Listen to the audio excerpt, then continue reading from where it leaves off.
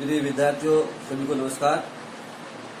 आज अपन जो पाठ संख्या 4 था प्रतिरक्षा एवं वृक्ष समूह रुधिर वर्ग, जिसके बारे में कल अपन चर्चा कर रहे थे और कल अपन पहुंच चुके थे कि प्रतिजन जो है किस रूप में होते हैं, प्रतिरक्षी किस रूप में होते हैं।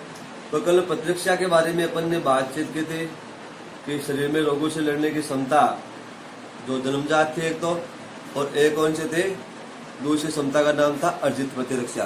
तो प्रतिरक्षा के दोनों प्रकारों के बारे में कल आपने पढ़ा, निष्क्रिय सक्रिय अर्जित प्रतिरक्षा के बारे में पढ़ा।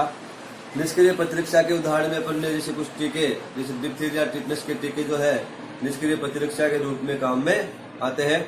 इसी प्रकार प्रतिरक्षी तंत्र किस प्रकार से अपना कार्य करता है, WBC किस प्रकार से रोगों से लड़ने का काम करती है, इसके बारे में कल अपन ने चर्चाएं की थी। आज अपन शुरू करते हैं स्टार्ट में। पहले अपन लेते हैं प्रतिजन। तो प्रतिजन क्या है?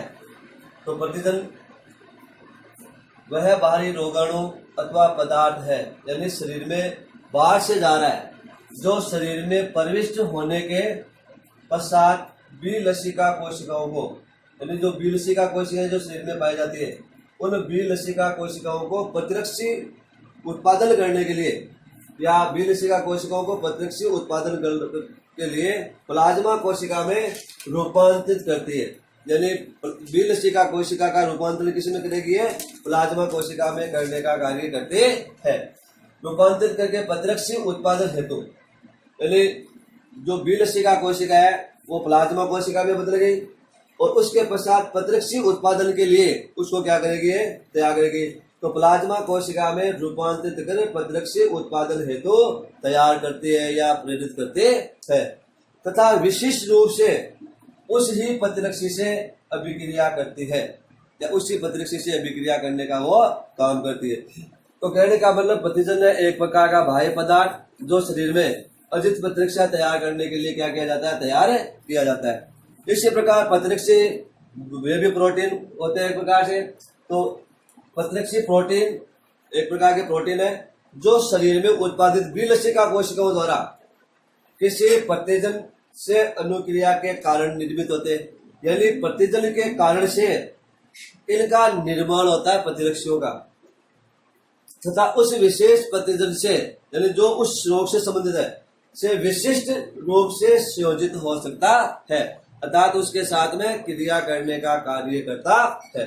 तो प्रतिजन और प्रतिरक्षी की आपसी क्रिया जो होती है लड़ाई, यानी प्रतिरक्षी है लड़ने वाला और प्रतिजन जो आता है बाहर से, जो एक प्रकार से लड़ाई के लिए तैयार करता है। या अपन कह सकते हैं जो रोगाणु वो भी क्या एक प्रकार से प्रतिजन है, और शरीर में जो बाहर से प्रवेश करवाया गया वो भी क्या एक प्रकार का प्रतिजन है। तो शरीर में जैसे अपन जो टीके वगैरह के लिए अपन जो तैयार करते हैं वो तो क्या प्रतिजन एक प्रकार से मृत अवस्था में प्रवेश करवाते हैं, तो वो क्या करते हैं? प्रतिरक्षी का निर्माण करवाते हैं। और वो जो प्रतिरक्षी बनता है प्रोटीन युक्त, वो क्या करता है? एज आने वाले टाइम में प्रतिरक्षी के रूप में काम करता है। और एक जो जैसे रोगाणु जो है जीवित अवस्था में, इसका मतलब वो रोग फैलाएगा तो वो भी एज प्रतिजन है। तो उसके लिए वो जो प्रतिरक्षी जो बड़ा उस समय जो टीके लगाने से बड़ा, तो वो क्या करेगा? उसके विरुद्ध कार्य करने का काम करता है। तो प्रतिजन साधारण रूप से वे बाहरी रोगाणु अथवा पदार्थ होते हैं जिनका आणविक भाग, यानी प्रतिजनों का आणविक भाग लगभग कितना होता है? 6000 डाल्टन, या उससे क्या होता है? ज्यादा होता है 6000 डाल्टन। छोटा प्रश्न यहाँ से आ सकता है कि प्रतिजन का आणविक भार कितना होता है? उत्तर होगा 6000 डाल्टन या उससे ज्यादा। इसी प्रकार ये प्रतिजन विभिन्न रासायनिक संगठनों के हो सकते हैं। संगठन के रूप में क्या है? जैसे पॉलीसेकेराइड है, जैसे लिपिड है, जैसे प्रोटीन है, जैसे न्यूक्लिक अम्ल है। इनके द्वारा इन प्रतिजनों का एक प्रकार से क्या होता है? निर्माण होता है। और शरीर में प्रविष्ट होने के पश्चात, शरीर में जब प्रविष्ट हो जाते हैं तो उसके पश्चात ये प्रतिजन का सामना सबसे पहले किससे होता है? स्वाभाविक प्रतिरक्षी विधियों से होता है। स्वाभाविक प्रतिरक्षी का मतलब जो हमारे शरीर में WBC के रूप में अर्थात जन्मजात प्रतिरक्षा के रूप में जो है उनके साथ में क्या होती है? इसकी लड़ाई होती है। उसके पश्चात प्रतिजन विशेष प्रतिरक्षी विधि से क्या करता है? सक्रिय करता है। तो इसका मतलब स्वाभाविक प्रतिरक्षी से इसका सामना होगा या लड़ाई होगी एक प्रकार से। उसके पश्चात प्रतिजन विशिष्ट प्रतिरक्षा विधि को सक्रिय करने का काम करता है, जिससे आने वाले टाइम में क्या होगा? जो प्रतिरक्षी के रूप में काम करेगा। तो एक प्रकार से जैसे प्रतिरक्षी का ये जो आपके ये जो प्रतिजन है, तो प्रतिरक्षी संपूर्ण अणु के रूप में प्रतिरक्षी से आपके प्रतिक्रिया नहीं करता, यानी प्रविष्ट होने के पश्चात जो प्रतिजन है उसका सामना किससे होता है? स्वाभाविक प्रतिरक्षी से होता है। और स्वाभाविक प्रतिरक्षी के पश्चात प्रतिजन विशिष्ट प्रतिरक्षा विधि से क्या करता है? उसको सक्रिय करने का कार्य करता है। इसी प्रकार प्रतिजन विशिष्ट प्रतिरक्षी से संयोजित हो प्रतिजन प्रतिरक्षी प्रतिक्रिया करने का काम भी करता है। और प्रोटीन के अलावा अन्य रासायनिक पदार्थ जो प्रतिरक्षी के साथ क्रिया तो कर सकते हैं, परंतु प्रतिरक्षी निर्माण में अधिक सक्रिय नहीं हो सकते। इस प्रकार से प्रतिजन और प्रतिरक्षी के एक प्रकार से क्या होती है? क्रिया होती है। और क्रिया के फलस्वरूप क्या होता है? हमारे शरीर में रोगों से लड़ने का जो काम है वो संपन्न करवाया जाता है। अब जैसे परीक्षा में छोटा प्रश्न आता है, एंटीजन निर्धारक किसे कहते हैं? तो प्रतिजन संपूर्ण अणु के रूप में प्रतिरक्षी से प्रतिक्रिया नहीं करता, यानी प्रतिजन जो भी है उसका संपूर्ण भाग प्रतिरक्षी से क्रिया नहीं करता, इसका कुछ अंश ही प्रतिरक्षी से क्या करता है? जुड़ता है। तो वे अंश यानी प्रतिजन के वे भाग जो प्रतिरक्षी से जुड़ते हैं, प्रतिजन और प्रतिरक्षी इनके बीच में क्या होती है? क्रिया होती है।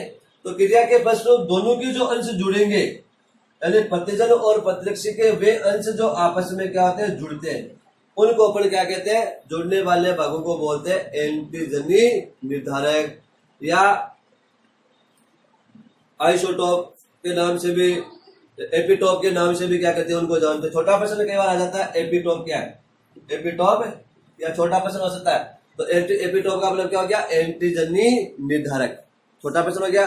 इसी प्रकार एंटीजन की संयोजकता, तो एक प्रोटीन में कई एंटीजन निर्धारक हो सकते हैं और इनकी संरचना को एंटीजन की संयोजकता के नाम से जानते हैं। एक सेकंड। तो एंटीजन की संयोजकता, एक प्रोटीन में कई एंटीजन निर्धारक हो सकते हैं, इनकी संख्या को एंटीजन की संयोजकता के नाम से जाना जाता है। एक ही प्रोटीन में कई प्रकार के एंटीजन निर्धारक है, इनकी संयोजकता को एंटीजन की संयोजकता या इनकी संख्या को एंटीजन की संयोजकता के नाम से जाना जाएगा। अधिकांश जो जीवाणु होते हैं उनमें एंटीजन की संयोजकता कितनी होती है? 100 या 100 से ज्यादा होती है। तो यहाँ से छोटा प्रश्न एक तो बन गया आपके एंटीजन निर्धारक या एपिटोप क्या है? छोटा प्रश्न हो गया, यानी प्रतिजन प्रतिरक्षी क्या भाग जो आपस में जुड़ते हैं वो हो गया। इसी प्रकार एंटीजन की संयोजकता, इसका मतलब एक जो प्रोटीन उसमें कई प्रकार के एंटीजन निर्धारक होंगे और इनकी संख्या के कोई पर क्या बोलेंगे? इनकी संयोजकता के नाम से जानेंगे। छोटा प्रश्न बन गया कि अधिकांश जीवाणुओं में एंटीजन की संयोजकता कितनी होती है? तो कितनी होगी? 100 या इससे अधिक। छोटा प्रश्न यहाँ से आपको पूछा जा सकता है, तो छोटा प्रश्न यहाँ से भी आपको पूछा जा सकता है। इसी प्रकार विशिष्ट जो प्रतिरक्षा होती है उसमें प्रतिजन के विनाश की कार्यविधि 4 चरणों में विभाजित की जाती है। अर्थात जो एंटीजन है, प्रतिरक्षा में विभिन्न प्रकार के जो प्रतिजन है, नहीं जो एंटीजन है उसकी विनाश की क्रियाविधि की किस प्रकार, जैसे एंटीजन का मतलब जो प्रवेश का रोगाणु एंटीजन है, प्रतिजन है, अब वो किस प्रकार से उसको नष्ट करने का काम किया जाएगा। तो पहला पॉइंट आता है इसके लिए, अंतर्निहित प्रतिजन तथा बाह्य प्रतिजन में विभेद करना, यानी शरीर में जो है उसमें और बाहर से जो प्रवेश कर रहा है यानी रोगाणु जो आ रहा है उनके बीच में क्या करना? अंतर स्पष्ट कर लेना पहले। फिर बाह्य प्रतिजन के ऊपर व्याप्त एंटीजन निर्धारकों की संरचना के अनुसार बी लसिका कोशिकाओं द्वारा प्लाज्मा कोशिका का निर्माण करना, यानी जो बाहर से जितना वो पूछा है प्रतिजन, यानी पहले से जो तैयार है वो तो कौन से? आंतरिक है। और जो बाहर से जा रहे रोगाणु वो क्या करेंगे? जो रोग फैलाएंगे, तो उनकी संख्या के अनुसार यानी बाह्य प्रतिजन के ऊपर व्याप्त एंटीजन निर्धारक कितने, उनकी संख्या कितनी है, उसके अनुसार बी लसिका कोशिकाओं द्वारा प्लाज्मा कोशिकाओं का निर्माण किया जाएगा। क्योंकि इस वजह से प्लाज्मा कोशिकाओं में रूपांतरित करना और प्रतिरक्षी के लिए क्या करना? उसको तैयार करना।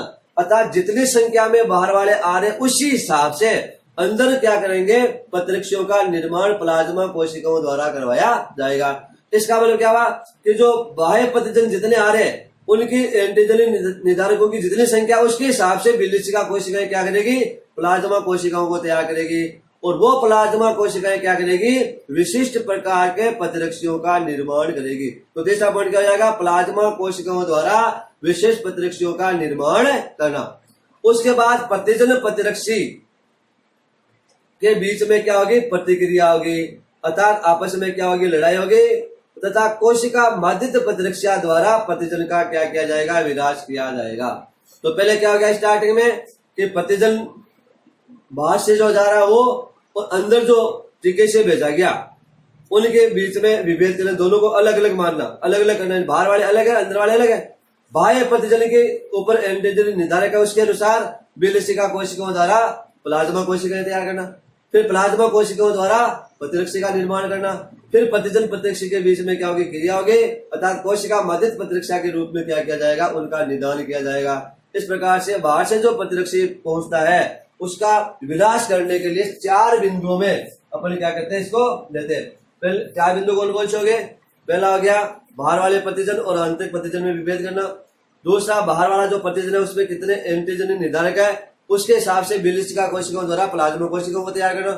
तीसरा हो गया प्लाज्मा कोशिकाओं द्वारा प्रतिरक्षी का निर्माण करना, और चौथा हो गया प्रतिरक्षी और प्रतिजन के बीच में आपसे लड़ाई। इस प्रकार से लड़ाई में प्रतिरक्षी क्या करेगा, प्रतिजन का विनाश कर देगा और हमारे शरीर में रोगों से क्या हो जाएगा, बचाव हो जाएगा।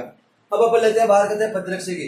तो प्रतिरक्षी वह प्रोटीन है जो शरीर में उपस्थित विलिसिका कोशिकाओं द्वारा किसी प्रतिजन से अनुक्रिया के कारण निर्मित होता है, अर्थात शरीर के अंदर इसका क्या होता है, निर्माण होता है। इसका प्रतिरक्षी का निर्माण करवाया गया है। तो प्रतिरक्षी को अपन इम्यूनोग्लोबिन के नाम से भी जानते हैं। छोटा प्रश्न कई बार आता है कि प्रतिरक्षी को किस नाम से भी जाना जाता है, उत्तर क्या होगा, इम्यूनोग्लोबिन या इम्यूनोग्लोबुलिन बोलते वैसे, ठीक है ना। कहा जाता है ये प्लाज्मा कोशिकाओं द्वारा निर्मित गामा ग्लोबुलिन के प्रोटीन है। छोटा प्रश्न आता है कि प्रतिरक्षी किस प्रकार के प्रोटीन है, उत्तर क्या होगा, गामा ग्लोबुलिन। क्या होगा, गामा ग्लोबुलिन प्रोटीन के नाम से। तो ये हो जाएगा गामा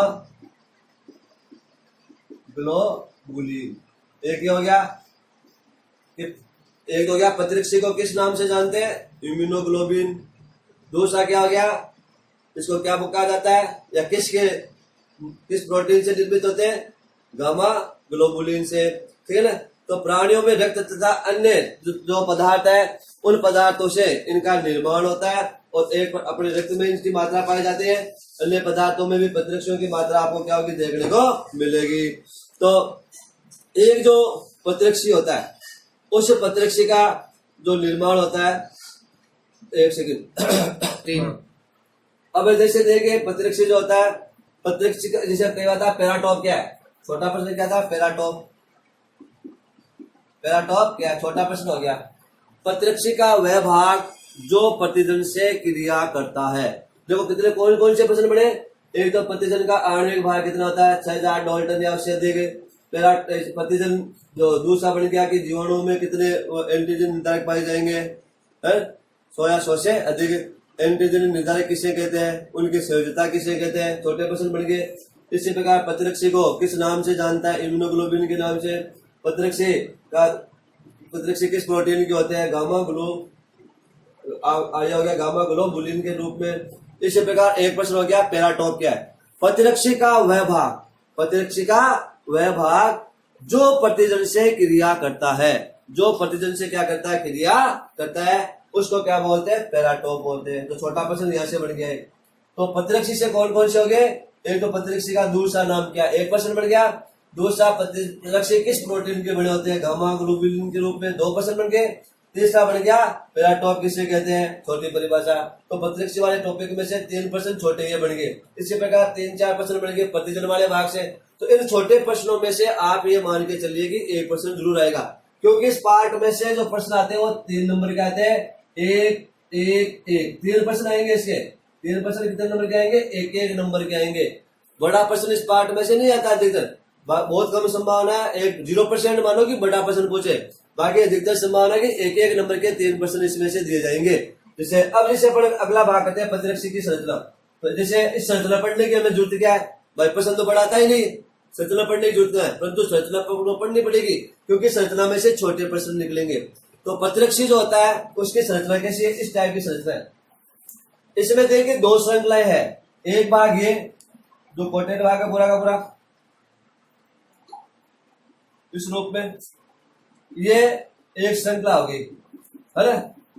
तो प्रतिरक्षी जो होता है वो दो अर्धांशों से मिलकर बनता है, एक अर्धांश है एक अर्धांश है, दोनों के जुड़ने से मिलने से क्या बना, एक प्रतिरक्षी का निर्माण हुआ। तो ये जो इकाई है, ये जो श्रृंखला, इसको अपन बोलते हैं बाहरी श्रृंखला। जो पूरा प्रतिरक्षी की संरचना कैसी, अंग्रेजी के वाई जैसी है, अंग्रेजी के वाई के रूप में इसकी संरचना आपको देखने को मिल रही है। तो ये चार प्रकार की संरचनात्मक इकाइयों से मिलकर बना है। तो चार प्रकार कौन सी, दो छोटी इकाइयां, हल्की इकाइयां, दो हल्की है जो आधे आधे भाग दिखाई दे रहे हल्की इकाई है, और दो कैसी है, भारी है। तो दो हल्की श्रृंखलाएं दो भारी श्रृंखलाएं मिलकर ये क्या करते हैं, द्विलक प्रतिरक्षी का निर्माण करने का काम करते हैं। तो ये जो इकाइयां मिलती है इससे प्रतिरक्षी का निर्माण हो रहा है। एक्चुअल में क्या, एक द्विलक ये हो गया, एक द्विलक ये हो गया, ठीक है। तो इनमें दो भारी और दो हल्की, भारी वाले को एच से दर्शाते हैं और हल्के वाले को एल से। एल का मतलब लाइट, एच का मतलब हेवी, तो इस रूप से दर्शाएंगे। तो ये क्या, एक प्रकार की पॉलीपेप्टाइड श्रृंखलाएं होती है। तो पॉलीपेप्टाइड का निर्माण किससे होता है, एमिनो अम्लों से होता है। पॉलीपेप्टाइड का निर्माण किससे होता है, एमिनो अम्लों से होता है। तो एमिनो अम्लों से जो पॉलीपेप्टाइडों का निर्माण होता है उसमें क्या होगा, एन और सी के बीच में क्या बनेगा, बंध बनेगा। नाइट्रोजन और कार्बन के बीच में क्या बनेगा, यहाँ पे बंध बनेगा। तो इनकी संरचनाएं जो है, जैसे मान लीजिए आपने ये लिया सी सी, ये आर लिख लिया है, यहाँ पे ये हो गया एन एच एच, ये एमिनो अम्ल की संरचना पर बना रहे, ये एच हो गया, ये सी डबल बॉन्ड और सिंगल बॉन्ड ओ एच हो गया, ये हो गया एमिनो अम्ल। इसी प्रकार एक एमिनो अम्ल मान लो इधर है, तो ये हो गया ओ एच, ये सी डबल बॉन्ड और सिंगल बॉन्ड सी, ये आर हो गया, ये एच हो गया, ये हो गया एन, ये एच और ये एच। तो यहाँ पे देखिए ये बंध बनाइए, यानी यहाँ से दोनों मिलेंगे तो H2 बाहर निकल जाएगा। तो यहाँ पे क्या बन गया, C सिंगल बॉन्ड N। ये जो कार्बन और नाइट्रोजन के बीच बंध बना उसको बोलते हैं पेप्टाइड बंध। कौन सा बंध बोलते हैं, पेप्टाइड बंध के नाम से जाना जाएगा। तो इस प्रकार की बहुत सारे बंध बनेंगे तो इसका नाम क्या हो जाएगा, पॉलीपेप्टाइड बन जाएगा। अब देखिए इसमें जो हल्की भारी श्रृंखला है, भारी श्रृंखला ये कौन सी श्रृंखला, हल्की श्रृंखला है। तो जैसे ताला चाबी सिद्धांत, जैसे ताला और चाबी, तो छोटी और बड़ी श्रृंखला के आपस में इस प्रकार से एक दूसरे के अटैच में लगभग, तो इनके बीच में यहाँ पे बंद होता है। यानी दो, एक हल्की और एक भारी श्रृंखला के बीच में जो बंद होता है वो होता है डाइसल्फाइड बंद। कौन सा होता है, डाइसल्फाइड। तो यहाँ पे जो दोनों जुड़े हुए किस बंद से, एस एस सल्फर, तो यहाँ पे दो, तो इसका क्या नाम हो जाएगा, डाइसल्फाइड बंद हो जाएगा। ऊपर वाला जो भाग है ये, यहाँ पे होते हैं एमिनो अम्ल, यहाँ पे क्या होते हैं, एमिनो अम्ल। यहाँ पे देखिए जो दांते के समान संरचनाएं बनी हुई, जैसे दांतों से दांत लेके दांते, दांत लेके दांतों के समान जो संरचना बनी उसका नाम होता है प्रतिजन का क्रिया स्थल। क्या कहलाएगा, प्रतिजन का क्रिया स्थल। अर्थात जो प्रतिजन जाएगा वो प्रतिरक्षी से इस भाग से क्या करेगा, लड़ाई करेगा, इस भाग में जाके क्या करेगा, वो लड़ाई करेगा। तो ये होता है प्रतिजन का क्रिया स्थल, प्रतिजन का क्रिया स्थल। और इसी प्रकार था अब एपिटोप, वो किसका हो गया, प्रतिरक्षी का हो गया, वो किसका हो गया, प्रतिरक्षी का हो गया, और ये किसका हो गया, प्रतिजन का हो गया। अब देखिए जो भारी श्रृंखला है, भारी श्रृंखला के निचले भाग में क्या होगा, अम्लीय ग्रुप होगा COOH, और बीच वाले भाग में कौन सा, कार्बोक्सिलिक या जो आपके ग्रुप के रूप में देखने को मिलेगा। अब एक हल्की श्रृंखला एक भारी से जुड़ रही है, इसी प्रकार दो भारी श्रृंखलाएं जुड़ के अंग्रेजी के वाई के आकार का क्या कर रही है, निर्माण कर रही है। तो यहाँ पे देखिए इनके बीच में जो बंध बनता है वो भी कौन सा बनता है, डाइसल्फाइड बंध बनता है। छोटा प्रश्न यहाँ से हो गया कि जो दो भारी श्रृंखलाएं आपस में किस बंध से जुड़ी हुई होती है। यानी एक द्विलक में दोनों भारी श्रृंखलाएं किससे जुड़ी हुई होती है, डाइसल्फाइड बंध के माध्यम से जुड़ी होती है। इसी प्रकार हल्की और भारी भी किससे जुड़ी होगी, डाइसल्फाइड बंध से जुड़ी हुई होगी। अब देखिए यहाँ पे एक छोटा प्रश्न आता है कि एमिनो अम्लों की संख्या। छोटी श्रृंखला में एमिनो अम्ल होते हैं 220 और बड़े में कितने होते हैं, 440। छोटा प्रश्न यहाँ से हो गया कि छोटे जो हल्की श्रृंखला है उसमें कितने एमिनो अम्ल होते हैं, 220, भारी में कितने होंगे, 240। अब यह जो वाई के आकार बन रहा है यहाँ से जो जुड़ रहा है इसको बोलते हैं हिंज। छोटा प्रश्न यहाँ से हो गया, हिंज किसे कहते हैं, है ना।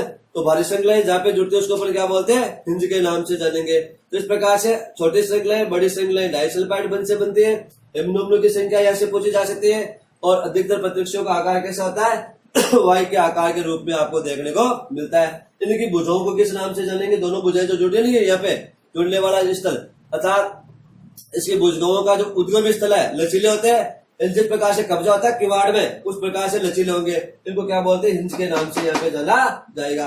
तो ये छोटे प्रश्न यहाँ से भी आपको पूछा जा सकता है। तो देखो छोटे प्रश्न कौन से बढ़ गए, एमिनो अम्लों की संख्या वाला प्रश्न बढ़ गया, छोटे में कितने बड़ी में कितने। इसी प्रकार ये कौन सा ग्रुप होगा, ऊपर वाले भाग में एमिन ग्रुप होगा, नीचे वाले भाग में कौन सा होगा, अम्लीय ग्रुप होगा। हिंज किसे कहते हैं, यहाँ से छोटा प्रश्न हो गया। द्विलक में कौन से बंध से जुड़े होते हैं, डाइसल्फाइड बंध से जुड़े होते हैं। इस टाइप के छोटे छोटे प्रश्न आपको पूछे जा सकते हैं। एक प्रतिरक्षी की संरचना का निर्माण कितने भारी और कितने हल्की श्रृंखला से, तो दो अर्धांश यानी एक ही हो गया आधा भाग, और आधा भाग कौन सा हो गया ये। तो प्रतिरक्षी का निर्माण आधा भाग किसका, एक भारी श्रृंखला एक छोटी श्रृंखला, ये अर्धांश हो गया। एक इधर भारी और हल्की क्या गया, अर्धांश हो गया। दोनों अर्धांश मिलकर किसका निर्माण करेंगे, प्रतिरक्षी की संरचना का क्या करेंगे, निर्माण करेंगे। तो चित्र 1 नंबर का हो सकता है, या छोटे छोटे प्रश्न क्या आपको 1 नंबर के पूछे जा सकते हैं। उसके बाद में आता है प्रतिरक्षियों के प्रकार। परीक्षा की दृष्टि से जैसे पेप्टाइड बंध की संरचना का प्रश्न तो वैसे पूछता नहीं, बिल्कुल बताया आपको मैंने, आपको केवल बाकी संरचना का प्रश्न सीधा नहीं पूछता, सीधा पूछता कौन से यहाँ कौन से होते हैं, आपके पॉलीपेप्टाइड श्रृंखलाएं होती है। फिर पेप्टाइड बंध और पेप्टाइड से क्या हो गया, पॉलीपेप्टाइड, बहुत सारे तो पॉलीपेप्टाइड श्रृंखला के रूप में देखने को मिलेंगे। तो यहाँ पे देखिए आगे आता है प्रतिरक्षियों के प्रकार। प्रतिरक्षी कितने प्रकार के होते हैं। तो छोटा प्रश्न यहाँ से बोर्ड परीक्षा में आप ये मान के चले कि 101% आएगा यहाँ से। क्यों, क्योंकि छोटे जो है छोटे प्रश्न पूछे जाएंगे और प्रतिरक्षियों के प्रकार वाले टॉपिक में छोटा प्रश्न आना ही आना है। तो प्रतिरक्षियों के प्रकार कौन कौन से है, तो सामान्यतः जो प्रतिरक्षी है, प्रतिरक्षियों में 5 प्रकार के भारी पॉलीपेप्टाइड श्रृंखलाएं पाई जाती है। कितने प्रकार की, 5 प्रकार की। इनको ग्रीक भाषा के अक्षर ऐसे अल्फा, अल्फा का मतलब ये चिन्ह हो गया अल्फा के लिए, गामा, है ना। इसी प्रकार एक होता है डेल्टा इस रूप में, है ना।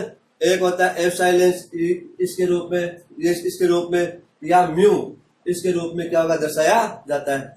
तो सामान्यतः भारी श्रृंखला के आधार पर प्रतिरक्षियों को 5 प्रकार का माना गया है। कौन कौन से प्रतिरक्षियों के प्रकार, प्रतिरक्षियों के प्रकार, एक तो हो गया IgA, ये हो गया इम्यूनोग्लोबिन, Ig का इम्यूनोग्लोबिन हो गया। अब ये कौन सा प्रतिरक्षी है यहाँ पे, A, ठीक है। इसी प्रकार दूसरा IgG, IgD, IgM, IgM और एक हो जाएगा IgE। ये 5 प्रकार के प्रतिरक्षी होते हैं और परीक्षा में यहाँ से प्रश्न आता है। तो IgA और IgM, तो Ig क्या होता है, एक द्विलक है, ये क्या होता है, द्विलक है। और IgM क्या, एक पंचलक है। और बाकी वाले सब क्या, एकलक है। बाकी वाले सब क्या, एकलक है। द्विलक का मतलब 2 टुकड़े जुड़ के बने, बाकी वाले में सिंगल एक भारी श्रृंखला एक छोटी श्रृंखला होगी, और इसमें क्या होगी, 2 भारी 2 छोटी। तो ये छोटा प्रश्न यहाँ से बन जाता है। IgM का उत्पादन सबसे पहले होता है और IgM के बाद में किसका उत्पादन होता है, IgG का उत्पादन होता है। तो सामान्यतः छोटे प्रश्न यहाँ से आते हैं। IgG ये एकमात्र ऐसा प्रतिरक्षी है जो आवड़ को पार करके भ्रूण तक पहुंच सकता है। भ्रूण का मतलब माँ के गर्भ में जो बच्चा पल रहा होता है उसको अपन भ्रूण बोलते हैं। तो ऐसा प्रतिरक्षी है IgG जो क्या करता है, आवड़ को पार करके भ्रूण तक पहुंच सकता है। छोटा प्रश्न आता है कि आवड़ को पार करके भ्रूण तक पहुंचने वाला प्रतिरक्षी कौन सा है, IgG। छोटा प्रश्न हो गया। इसी प्रकार सीरम में पाई जाने वाली प्रतिरक्षियों में IgG की सांद्रता सबसे ज्यादा होती है। IgM प्रतिजन की अनुक्रिया से ही उत्पादित प्रथम प्रतिरक्षी कौन सा होता है, अपने आप जो बनता है, IgM प्रतिजन की अनुक्रिया से उत्पादित प्रथम प्रतिरक्षी की प्रतिरक्षी के रूप में वो होता है।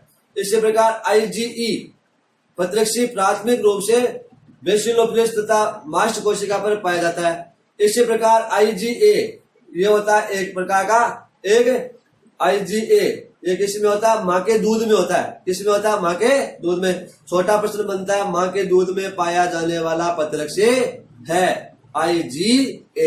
तो एक हो गया IgA, माँ के दूध में पाया जाने वाला। एक आवरण को पार करके जाने वाला IgG। इसी प्रकार मास्ट कोशिका पर पाया जाने वाला और एलर्जी के लिए कौन सा हो गया? IgE। इन तीनों का प्रश्न आप ये माने कि आता ही आता है। तीनों का प्रश्न क्या होता है? आता ही आता है। तो IgA माँ के दूध में पाया जाने वाला एकमात्र प्रतिरक्षी है। ठीक है। इसी प्रकार IgG का उत्पादन किसके होता है? IgM के पश्चात होता है, IgM से होता है। इसी प्रकार IgE का प्रश्न हो गया, मास्ट कोशिका पर पाया जाने वाला या एलर्जी के लिए तो था ही। और IgG क्या हो गया? अवर्ण को पार करके भ्रूण तक पहुंचने वाला प्रतिरक्षी। ठीक है। ये छोटे छोटे प्रश्न यहाँ से 3-4 बन जाएंगे। तो यहाँ से प्रश्न ये मान के चलिए आता ही आता है। किताब में इसकी एक सारणी भी दी हुई छोटी, वो सारणी भी आप थोड़ी सी उसमें देख सकते हो। ठीक है, बाद में लेंगे। ओके।